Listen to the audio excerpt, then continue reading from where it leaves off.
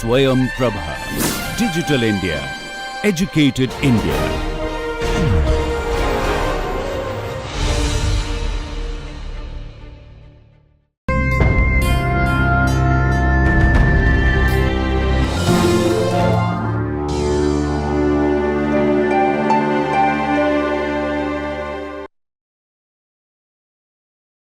So, this we have seen. So, we will get back to von Bayer's principle. So, we are in this comparative embryology and then transitioning into evolutionary embryology pretty much in the same topic. So, just this I am showing just so that you remember the continuity.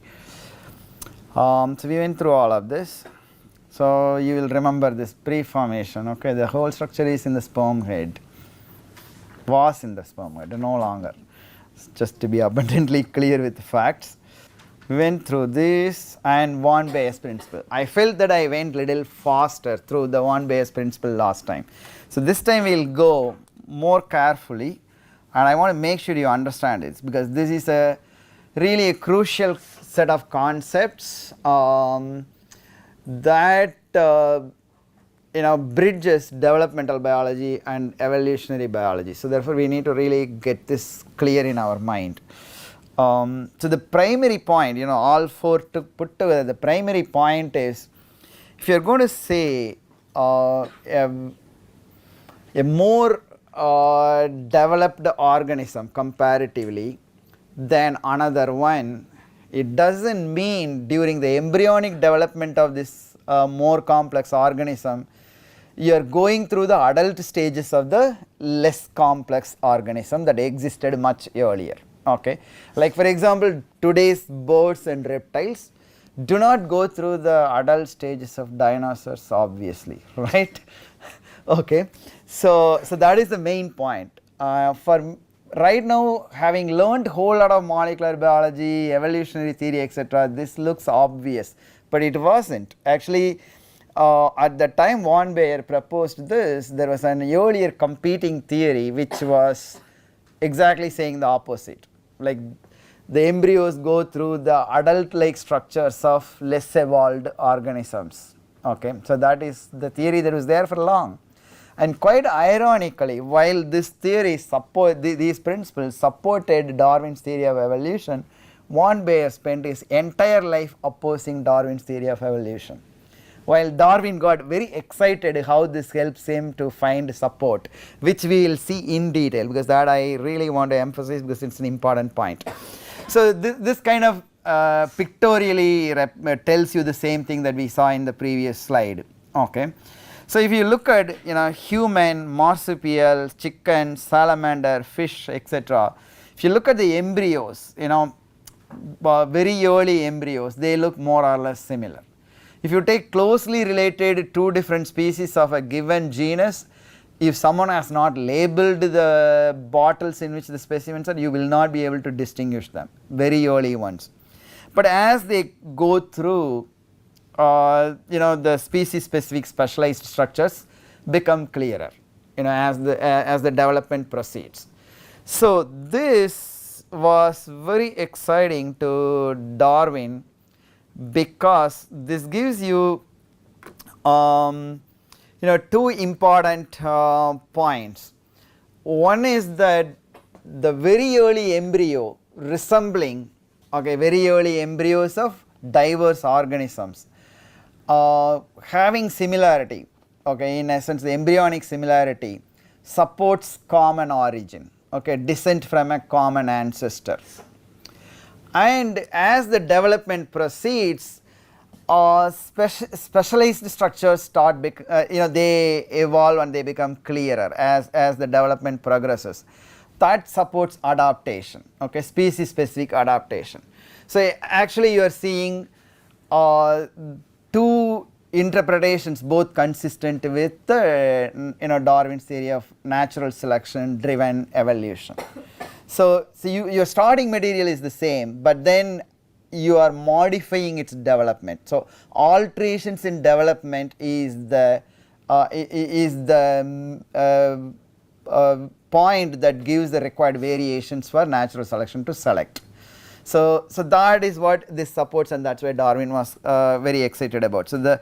And another point is that evolutionary relationships become more obvious when you look at embryonic or larval stage rather than looking at the adult stage, and that is very well illustrated in the two organisms shown here. If you look at the first panel, barnacle and shrimp, both of them are crustacean arthropods.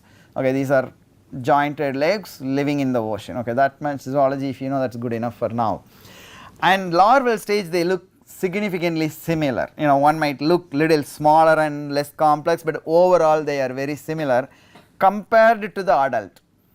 So early taxonomists classified this as a mollusk, okay, because its structure, outer structure, resembles that of mollusks, and this one looks very different. But while shrimp and barnacle at larval stage, they reveal their common ancestry. So this is what Darwin pointed out. So we need to look at the embryonic stage for accurate classification of organisms based on their evolutionary relationship.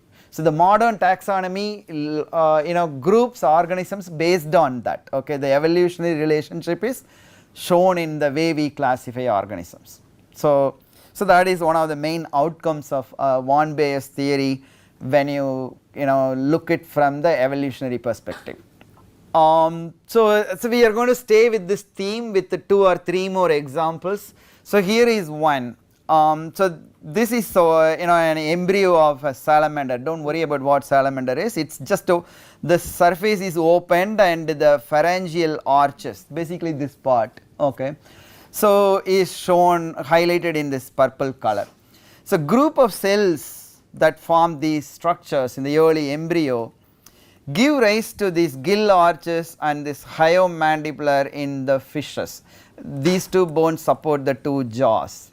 Okay, so they themselves are not supported without this hyomandibular structure in fishes, and the same embryonic structures or the cells, pharyngeal arches, in crocodile, for example in reptile, form this quadrat bone of the upper jaw and the articular bone of the lower jaw. So here you see slowly you get two structures that are supporting the two jaws, and that is kind of their importance for supporting the jaws is going down from here to here. And when you go to human, they are not there as supporting the upper and lower jaw. Instead, the same group of pharyngeal arch cells form our incus and malleus, the middle ear bones. Okay, so this is how a common early embryonic structure has been altered during development to develop species specific structures. Okay, that is how adaptations come. So this is one of the major outcome of comparative embryology, and you can also say evolutionary embryology. Okay, so here you see that these two fields sort of we are merging, we are not seeing as two separate headings. So and we see one more example. So before we get into this example, couple of important definitions to remember. They are homology and analogy.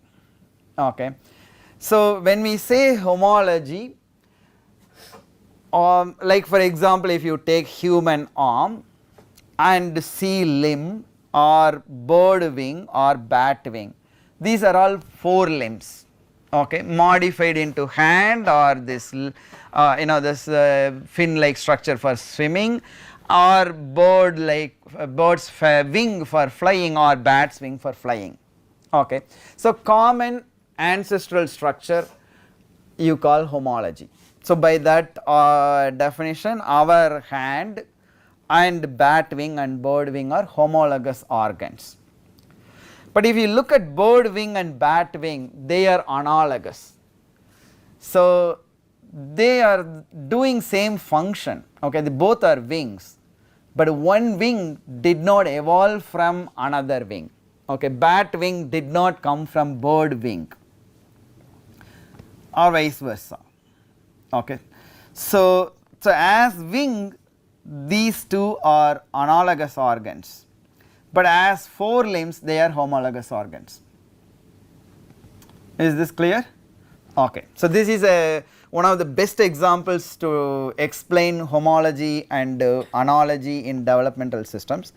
And the second point we are going to talk about is continuation from the previous one, that is alterations in development helps in evolution. Okay, so here if you look at it, so our fingers, so you have 5 digits, yeah. Convergent means completely two different evolutionary origin, but given the environmental context where they have to fit in, independently they have evolved the same structure. So that is what is convergent evolution. So if you look at the 5 digits, okay, or the 5 fingers, the same bones here you can see, it's just that they have divided and grown more rapidly, so they are longer, and the wedges that existed between the digits disappeared here but did not disappear here. So only those two alterations were required to make a bat wing. Okay, the fingers had to rapidly expand, grow with more divisions, and even there is an asymmetry, like one of them is really long and the other one is short, but this web did not disappear. While in our case it was originally there, the webbing, and that helped in the asymmetry of the 5 fingers, but for the fingers to function independent of each other, the web had to disappear by cell death. Okay, so we will later learn programmed cell death. This is an example of, so essentially you are sculpting a structure. Okay, you are removing things from what already exists to create a structure. So that's the thing. So developmental alteration enabling different adaptations. Okay, so here is another example. It's pretty much the same theme, but instead of human we are looking at the embryonic development of another mammal, where we are looking at mouse. Okay, so the panel A shows you in one of them up close, in a fully developed one, the 5 digits, and the corresponding ones are here. Okay, so the smaller, the little finger is the one here, goes very long. And if you look at the embryonic development in the lower panel, you see that very initially they both are like bud coming out of the embryo, and as you go, like particularly you pay attention to this where there is a white arrow.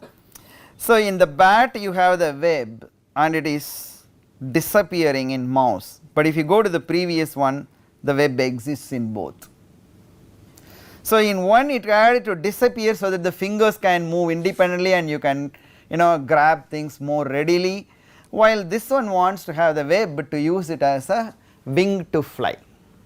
So alterations in development helps in evolutionary adaptation. So the next point is slightly variation in the theme. Essentially we are stating the same in a different way. Here the developmental variations or variations during development or rather changes in development provide the required variations for natural selection. Okay, so here it is not natural selection, it is artificial selection. So actually you need to imagine the socio-political context of the world in which Darwin published his book Origin of Species. So he did not want to immediately in the first sentence say that one species change, they are not fixed. He did not want to say that. So he built a long case about the possibility that developmental structures, organism structures do change, and to make that point he gave lot of examples of artificial selection. How by breeding, selective breeding, we made quite a few plant varieties for our crops. Okay, and similarly animals, and particularly he goes in great length about dogs. So here we are looking at a dog which has really short legs. That is because the hunters who wanted to hunt a small animal called badger that goes into narrow tunnels, so they wanted a dog that could go through the tunnel and catch those badgers, and for that they preferred the ones having shorter leg. So they selectively bred, every time looking for the one in the offspring having a shorter leg than the parents. So that is where there is a direction there, okay, and then they eventually find one that is shorter. So now as developmental biologists we look at how could that happen. So all you needed is an extra copy or overexpression of a certain factor that stimulates differentiation. So when you have too much of that, before you make enough of those cells you differentiate. So therefore you make a shorter organ. Had you made more cells and then differentiated, you would have had a longer leg. So one gene, okay, so change could provide that variation that was required for the selection. And you look at the other one, again a single gene was enough. This is not to mention that single gene changes are always enough for changes, okay. These are because most of the time we believe how can this bigger change happen, right. So that is why to highlight that point, examples where single gene mutations people take. So here if you look at another gene FGF5, its alterations in its expression leads to follicle development where it produces lot of long hairs and you get this, okay. Selectable variations through mutation of genes that work during development. So it is kind of already telling you that genes control development, that is a theme we will get to later. And it is not that it works only in dogs, and so look at here. So this is an FGF5 mutation in patients leading to really long eyelashes and a lot of hair in the forehead and cheek, you see this. So this again is coming from the same mutation, okay. So this we are going to touch upon a little later as animal models for studying developmental abnormalities in human. So for example, if you were to see this first in human and you want to understand the basics, and if you are able to make this dog, then you can work out the mechanism here more readily than in dogs, than in human patients. So the main point is developmental changes or alterations of development can generate the variations on which natural selection can work. So that is the summary of this, the main point. So these sort of variations observing in animals is okay, but is there any hope for humans? Can we see developmental abnormalities in humans? We do see. There are birth defects and there is something called teratology, okay. So we are going to look at the teratology now. Alright, so here is an example, okay. So a mutation in a gene called KIT, which is a transcription factor, causes these defects. The visible defect that you are seeing here is the lack of pigmentation in the forehead and on the abdomen, on the belly of this kid, and this KIT is expressed in neural crust cells, from which, as I told you earlier, the melanocytes, the pigment producing cells come. And also it is expressed in cells that form the ear cells and gut neurons, and as a result this kid has problem hearing as well as malformation of its intestine.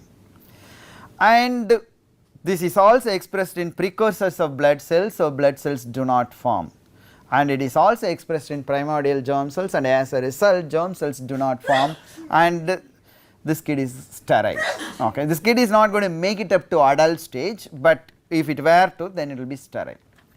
And you can have similar defect in an animal where you mutate KIT, you develop similar defects. So now this becomes an animal model to study a human disease, because you are able to recapitulate the disease symptoms of a human disease in an animal.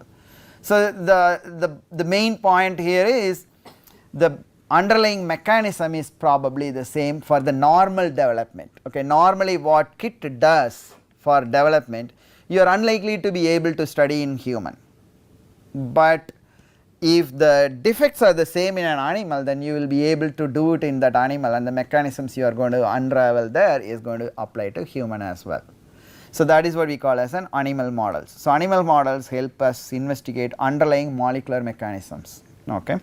So this piebaldism is a good example of that.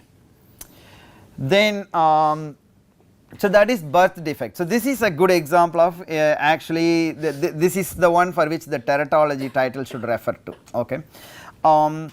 So teratology is usually something that it happens to something toxic to embryonic development. Okay. So you, like for example, you know poison that kills us or causes problems, but there are drugs or environmental conditions that can affect embryonic development. A classical example is what happened in the early 1960s, where pregnant women were prescribed a drug called thalidomide.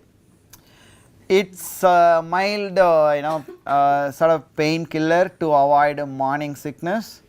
So here the point is that this actually changed, this one episode changed the way we test new drugs for safety. So before that people look at whether there is any problem with adult or animals. Okay.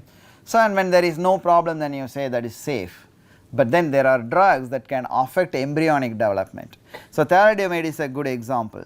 So the problem with the thalidomide is this: it affects the long bone development of limbs, and that's why you see this man's hands and legs, they are extremely short. And by talking to the the women whom this was prescribed, when they took it, how long they took it, and matching with their the gestation period, they came up with this graph. So if you take 34 days after the last menstruation, okay, let us say 34th day or within 34 days of conception, then you have problems with ear development and so on, depending on when she took, the embryo developed these problems. But after that it is actually safe, there is no problems. And now actually thalidomide is coming back because it is useful for treating other things, except that you can't prescribe to pregnant women. So sample size, I think it is about 400 individuals were born with this. So this was not an experiment that was done. Okay. So here, based on the outcome, you go back and look at what actually happened. Okay. So this is what people often do to study many human diseases, and that is why the medical record keeping and family tree are very helpful to find gene disease link. So this is so thalidomide is a teratogen because it affects embryonic development. So these are helpful to understand development. So now let us move on to our next topics, like we will go slowly towards morphogenesis. So now in the embryo the cells are not static, they are just not there. So they are extremely dynamic. They do a lot of different things. They divide, and they divide at different rates at different parts, they migrate, they secrete, they change shape, they stay together as a group or they mix with other groups, all those changes happen. And those are listed in this table which goes into 4 slides. I am not going to read out all of them, but the main points are we have 2 major kinds of cells. One is mesenchymal, where they are not attached to anything and they are they are non-attached, okay, cells, and they readily migrate. And so within that, if you look at it, so you have condensation to make a particular kind of structure, so it is a morphogenic event. Then you have division, they make a lot of cells like limb mesenchyme as an example. Cell deaths, cells do die, like interdigital mesenchyme we already saw in human digit development.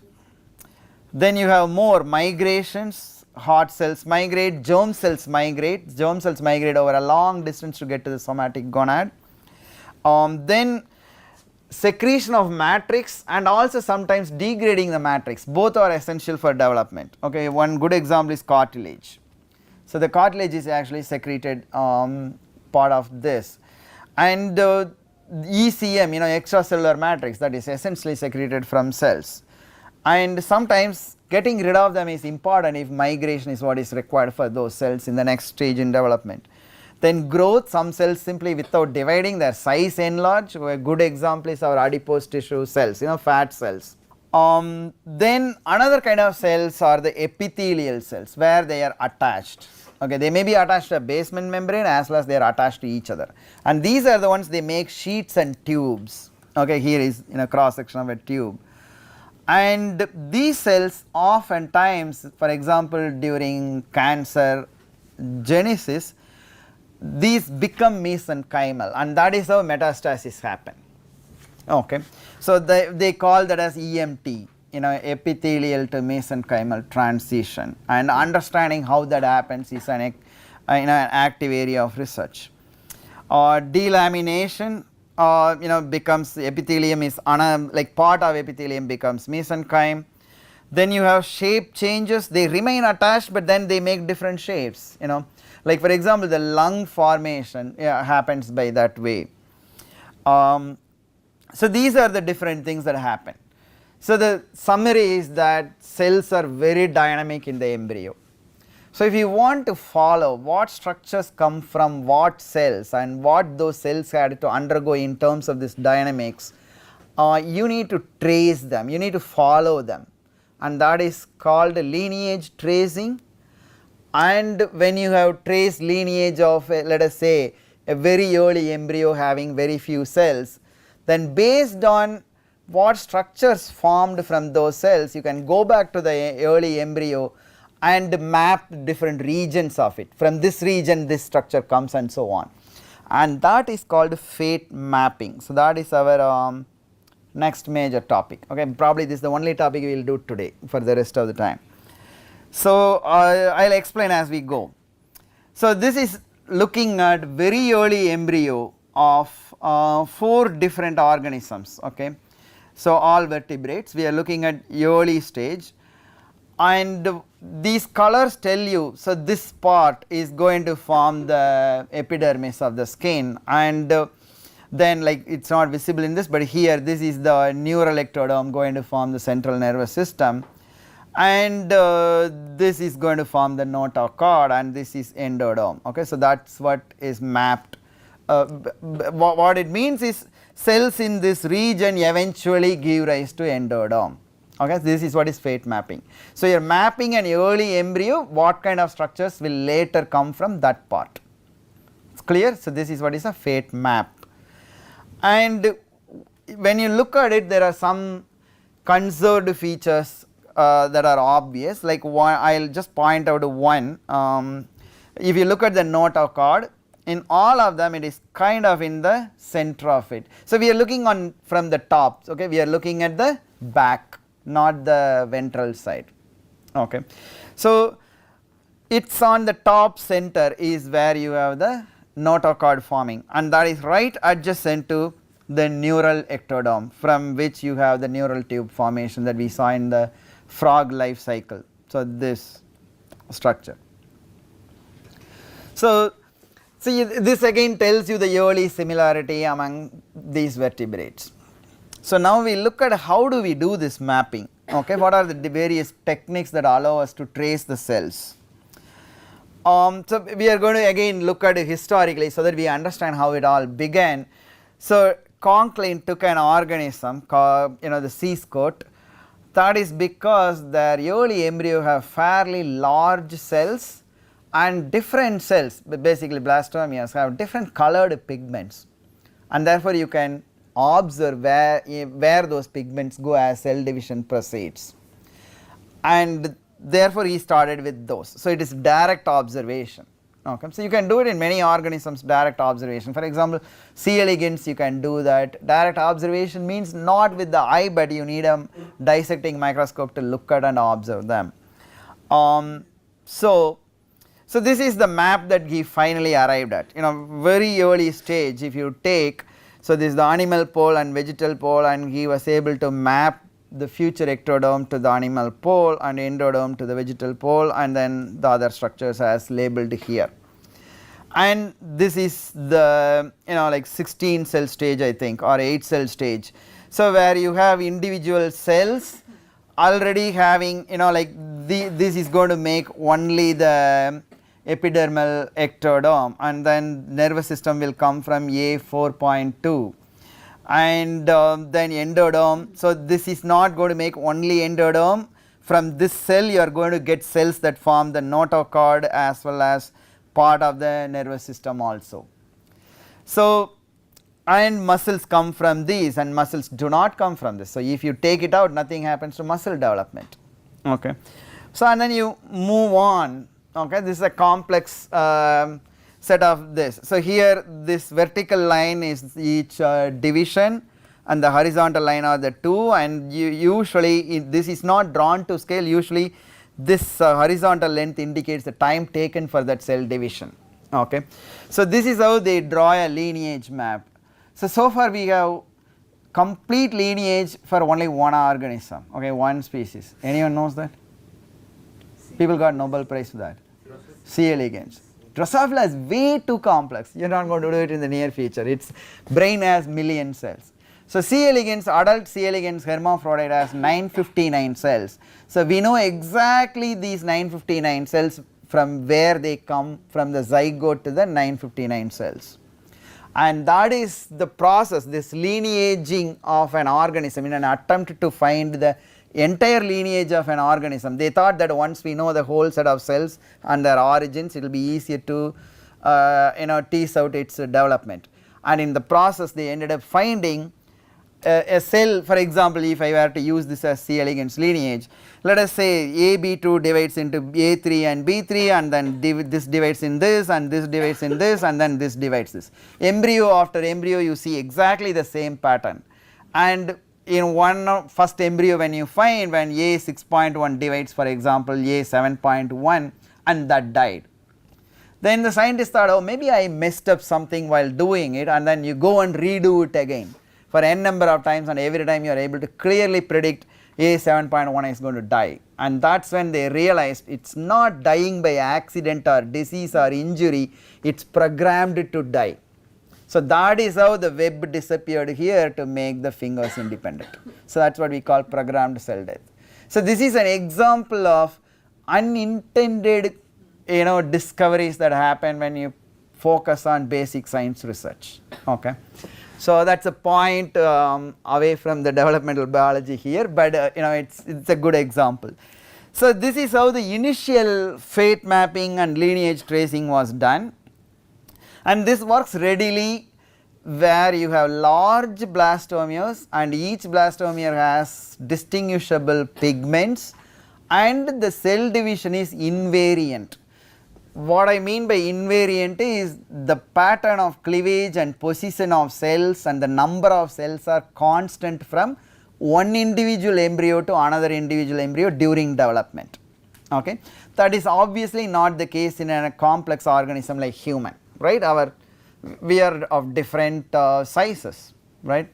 So not necessarily the number of cells are identical or the cleavage is invariant during our embryogenesis. So this is the final. So it is the a fully developed C-scoot embryo where they have done a dissection and photographed it using confocal microscope, and the different structures labeled here have been distinctly colored, and this could be achieved through what we just saw, through the lineage tracing or the fate mapping. So that is how we know this structure is the notochord in the embryo, and this structure is what is going to form the neural tube and so on. Alright, so that is okay for tunicate embryo where pigments helped. What about other organisms? So this is an attempt by Vogt. What he did is he mixed agar with different dyes, and these dyes we call as vital dyes. So what vital dye means is it is a dye that is taken up by a living cell and does not harm the cell division or the development of the organism. So essentially you can label certain parts of the living organism by providing this dye. So they do not kill the organism. So one common example that we do in many labs is looking for apoptotic cells. So we incubate cells or feed the organism with a vital dye called acridine orange or cyto12, and only the programmed cell death cells are going to take it up, and then you will be able to see them. Oh, these are the cells that are undergoing apoptosis. So that is a vital dye. Vital dye labels living cells. Okay, that is the main point. So he mixed vital dyes with agar and allowed it to dry and made small chips of this agar, which is impregnated with the dye, and gently placed on the embryo. This is a frog embryo, amphibian, in different parts, different colors. And once the cells took up the dye, he removed the agar and watched what happens to the cells or group of cells that he has stained with these dyes. And you see, this is the dorsal lip where the cells are going to go in, and then you see them as the cells multiply and migrate, you follow with the dyes. So this is a dorsal view of the neural tube, these are the two neural crusts. And then when you take a cross section and look at the other, you cut it and you see the other side, lateral view, and then you see where they have migrated. So cells in this region migrated in this manner. So this is another way of lineage tracing. So one problem with this is, as the cells multiply, these dyes get diluted and eventually it becomes difficult to see. So a modification of this is to use fluorescent dyes, which are lot more intense and therefore last little longer, and that is shown in this zebrafish example. So here a group of cells in this region, what you see in the left panel, sorry, the right panel. So you have green color. This is a fluorescent molecule that is injected into the cells there, and then you see what happens, and later you see here it is into the midbrain and forebrain area of the neural tube. So that is where these cells migrated to. And using different color dyes and labeling different parts of the embryo, they are able to map in this manner. So these regions of the early embryo develop into these structures later on. So this is fluorescent labeling, which advances a little bit more than vital dyes. Correct, but then they did not do a very extensive and sophisticated mapping with this. So these were like initial observations with embryos like frog, but then quickly fluorescent dyes, and right now you use more sophisticated genetic methods. So we will see that as you go on. So here they take advantage of similarity in closely related species. So here you take two boats, one is quail and another one is chick. So at a more or less similar embryonic stage, you take quail cells from this region and put it on the similar region in the chick embryo and watch what happens. So here you are able to follow primarily because of two things illustrated here. One is you have an antibody that recognizes only the quail cells and not chicken cells, and you see that. So this is the neural tube here. So the neural crust has fused here, the fold has fused, and you see quail cells put there, actually they are here. And another thing is looking at its cellular morphological differences. The quail cells have little larger nucleolus, and that helps in identifying quail cells from chicken cells. And you can extend further, like you can use radioactive labeling, and here one embryo is grown in radioactive amino acid containing medium, and the other one is without radioactivity, and then you take and transplant similar structures at the similar stage, and then you see where it migrates, and that is how they found the melanocytes, okay, this epidermis that cells in the epidermis that make the pigment, they actually come from neural crust. And then you have other cells like somatic gonadal cells, glial cells, these come from neural crust, and this also shows cells migrate extensively. So a little bit more advanced is here. So here actually what has been done is one chick which has pigmentation all through, and its part has been taken and transplanted into the other one which did not have any pigmentation, and now you wait and watch when it comes out, and you see this part of the body where you have the pigmented cells. So you can get all the way up to this stage where you started and what cells contribute to this. So a last example of this is the genetic way of doing it. So on really difficult situations, this is what really helps, and this is one difficult situation. Like for example, tadpole, if you remember metamorphosis that we learnt, it does not have any bony structures, instead it has flexible cartilage. But then the frog has bone, it has jaws and it has a head, right, the skull. So what is the embryonic origin of the skull cells? And for that what they did is they expressed a transgene using a promoter that expresses in all cells and made a transgenic frog. Okay, this is the tadpole stage where it is expressed in all cells. Then you take those cells and transplant into another frog. So here you are not looking at closely related species or anything, it is the same species, you can even have isogenic situation, and you transplant it and watch through the tadpole and the adult frog, and then you look at in the chimera. The chimera meaning you have taken cells from one and put in the other one, and then you see this bone developing here. This cartilage as well as this lower jaw actually came from cells that they took from the neural crust area. So even very hard to trace cell lineages can be done using these genetic methods. Okay. So here this gene, this is a fluorescent protein that is not an endogenous, meaning not part of its genome, it is from another genome and you are introducing it here, and such manipulations or such genes we call as transgenes from another organism. But it is worth the effort, then finally you know what comes from where, and then you will be able to trace and then understand the mechanisms involved in development. Cut paste is basically surgery. So you need to open up the embryo and then you cut and do it. So this is one thing I have not done at all, because I worked with invertebrates where you do genetic modifications without really doing surgery, but people work with frog, they definitely do this. So I think we will stop here today with the fate mapping. So in the next class we will continue to enter into how development is controlled.